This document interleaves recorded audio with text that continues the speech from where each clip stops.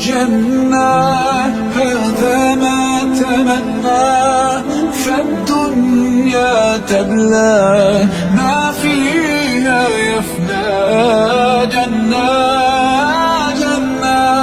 هذا ما تمنى، يا رب فارزقنا رؤياك في الجنة.